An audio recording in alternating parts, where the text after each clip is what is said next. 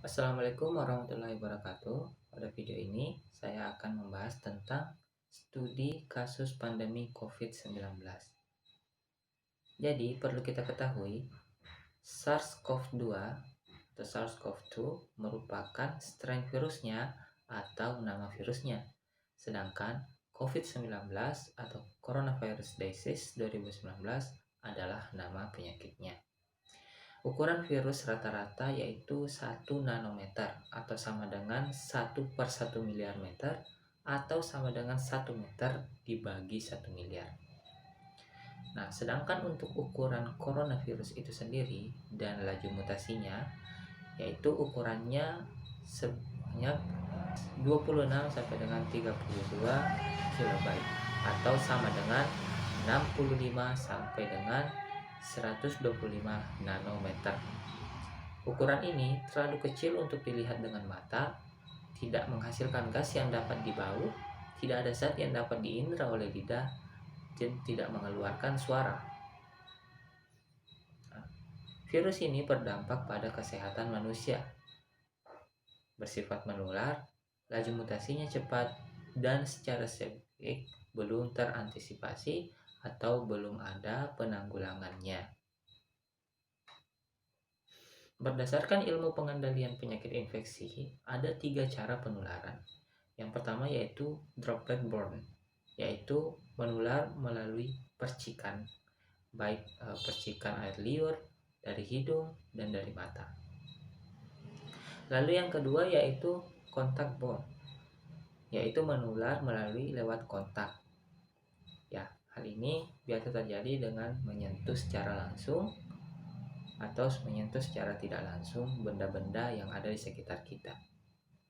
Lalu yang ketiga airborne, yaitu lewat melalui partikel-partikel udara.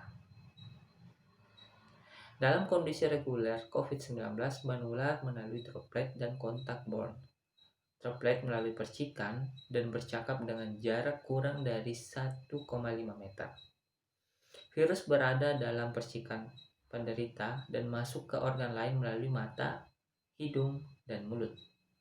Penderita batuk dan menutup mulut dan hidung lalu jabat tangan dengan orang lain. Ini memegang hidung atau mata mulutnya. Nah, disitulah akan terjadi proses penularan. Oleh karenanya diperlukan physical distancing. Rasulullah SAW bersabda, wabah itu seperti api dan kalianlah bahan bakarnya. Saling menjauhlah kalian agar api itu tidak memiliki bahan bakar yang dapat menyulutnya dan akhirnya ia akan padam dengan sendirinya. Hadis riwayat Amr ibn As. Oleh karena itu diperlukan tindakan physical distancing, menjaga jarak agar penularannya dapat terhambat. Virus ini sangat berisiko penularannya pada saat kerumunan, karena melalui udara menular dalam kondisi yang khusus, seperti tindakan medis yang menimbulkan aerosol, seperti tindakan pemberian ventilator yang menimbulkan aerosol, di mana aerosol ini menyertakan virus ke udara yang bisa pindah ke tenaga medis. Mengapa cuci tangan harus dilakukan dengan sabun dan air mengalir? Silahkan tonton video berikut. You know that the best way to prevent the spread of coronavirus is to wash your hands. Wash your hands. Wash your hands! But why? It's because soap, regular soap, fancy honeysuckle soap, artisan peppermint soap, just any soap, absolutely annihilates viruses like the coronavirus. Here's how. This is what a virus, like coronavirus, looks like. It's a bit of material surrounded by a coating of proteins and fat. Viruses easily stick to places like your hands, but when you rinse your hands with just water, it rushes right over the virus. That's because that layer of fat makes the virus behave kind of like a drop of oil. You can see it happening in this demonstration. Oils are just liquid fats. What happens when you pour oil into water? It floats. It doesn't mix. But add soap, and suddenly that fatty oil dissolves into the water. That's because inside, soap has two-sided molecules. One end of the molecule is attracted to water, the other end to fat. So when the soap molecules come in contact with water and fat, these dual attractions literally pull the fat apart, surrounding the oil particles and dispersing them through the water. Let's go back to our coronavirus molecule with that layer of fat holding everything together. When it interacts with soap, bam, that fat gets pulled out by the soap. Soap literally pulls apart and demolishes these viruses. And then the water rinses the harmless leftover shards of virus down the drain. But, and you know where I'm going with this, it takes time for this effect to happen. 20 seconds to be specific. To show why, we ordered this lotion that mimics viruses in their fatty layers. It glows under a UV light. If you just rinse your hands under regular water, nothing comes off. If you wash with soap for just 5 seconds or 10 seconds, your hands are still covered. The virus is still there, able to get you and others sick. But 20 full seconds, now the soap is actually destroying the virus. Hand sanitizer works too because it's mostly alcohol, and alcohol works in a somewhat similar way to soap, breaking down that fatty layer. You need a high concentration of alcohol to make that work. The CDC recommends hand sanitizers with at least 60% alcohol. But even with 60% alcohol, the CDC recommends using soap if you can. If your hands are sweaty or dirty when you use the sanitizer, that can dilute it and diminish its effectiveness. As for soap, just any old soap works. You don't need soap marketed as antibacterial even. The FDA says skip it. There's no proof it's any more effective. Just be sure to wash your hands for 20 seconds. That's happy birthday twice.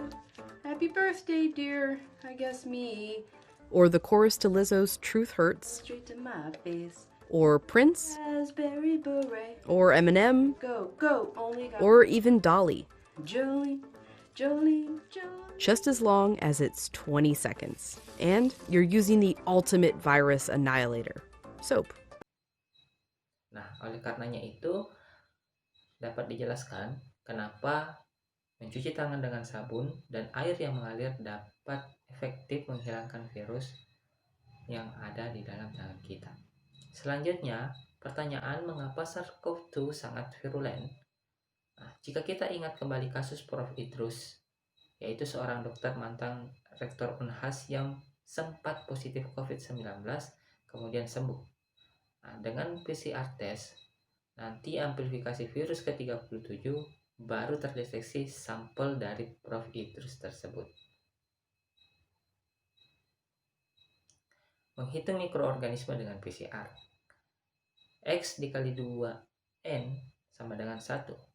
Di mana X merupakan jumlah awal dari mikroorganisme dan N merupakan jumlah amplifikasi atau siklus perbanyakan dari virus. Jika mesin PCR baru mendeteksi virus ketika berjumlah 1, maka X dikali 2 pangkat 37 sama dengan 1. X sama dengan 1 per 2 pangkat 37. Maka X sama dengan 7 kali 10 pangkat minus 12 atau sama dengan 0,012 kali jumlah virion yang ada di dalam liur Profesor Idrus dan bisa membuat beliau positif COVID-19. Manusia terpapar virus akan dihalangi oleh imunitas humoral, proses terbentuknya antibodi. 0-7 hari masa inkubasi adalah SARS-CoV-2. 0-7 hari tubuh belum memiliki pasukan pembunuh antibodi, yang bekerja adalah imunitas humoral saja. Imunitas humoral akan bekerja dengan baik apabila yang satu, makan teratur baik kualitas maupun kuantitas seperti madu dan jamu. Yang kedua, tidak terlalu capek. Yang ketiga, tidur cukup. Yang keempat, tidak stres maupun cemas.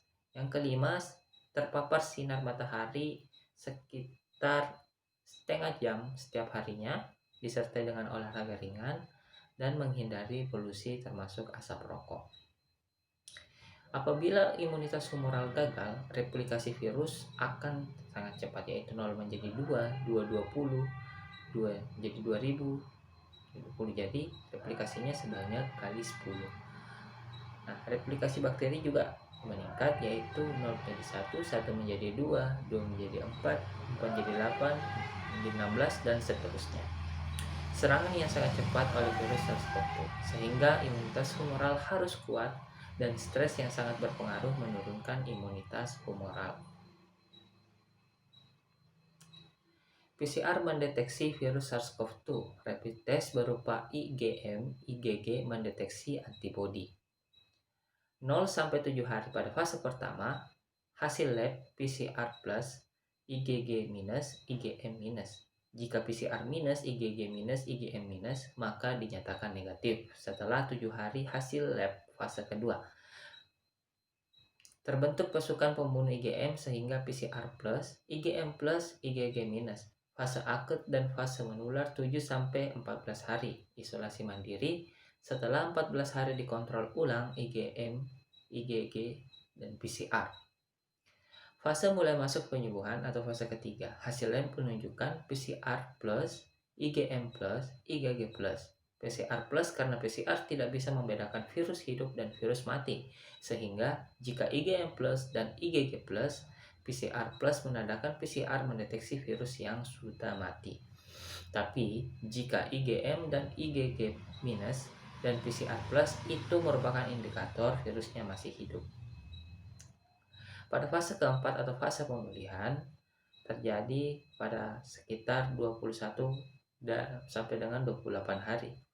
Hasil labnya itu PCR plus, PCR mendeteksi virus mati, IgG plus, IgM minus.